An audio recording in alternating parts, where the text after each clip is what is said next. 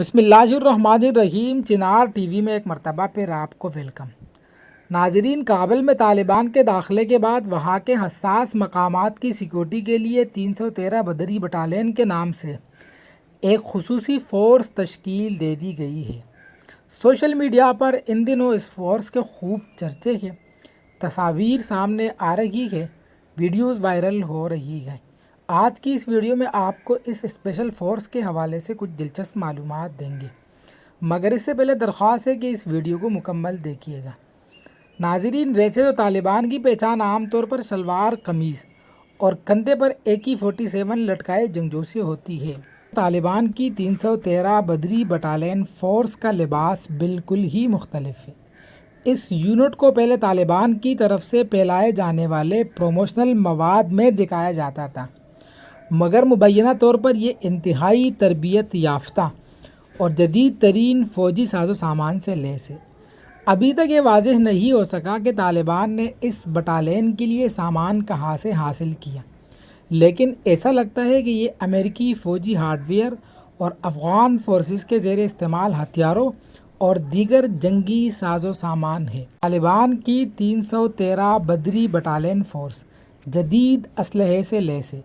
آپ ان تصاویر میں دیکھ سکتے ہیں کہ 313 بدری عام پگڑی کے بجائے فوجی ہیلمٹ اور سن گلاسز، کیموفلاج لباس پر بلٹ پروف جیکٹس اور جدید امریکی رائفلوں سے لیس نظر آ رہے ہیں۔ اس کے علاوہ یہ طالبان یونٹ جدید سائیڈ اسلحے کے ساتھ ساتھ جدید جنگی جوتے پہنے، یہاں تک کہ نائٹ ویژن چشمے لگائے نظر آتا ہے، جس کی وجہ سے ان میں اور کسی دوسرے ملک کے خصوصی جنگی یونٹوں میں فرق کرنا مشکل ہو جاتا ہے۔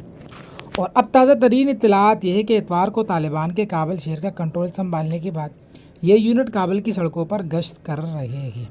طالبان کی جانب سے اس یونٹ کا نام جنگ بدر کے نام پر رکھا گیا ہے، کیونکہ جنگ بدر میں بھی 313 صحابہ کرام کفار کے ایک بہت بڑے تعداد کے خلاف لڑ رہے تھے اور اللہ تعالیٰ نے انہیں کامیابی دی تھی۔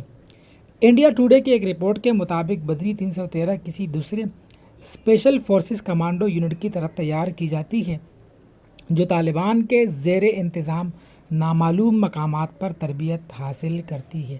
20 سال میدان جنگ میں رہنے کے بعد اب 2021 کے طالبان دنیا کے سامنے بالکل ہی مختلف ہو چکے ہیں۔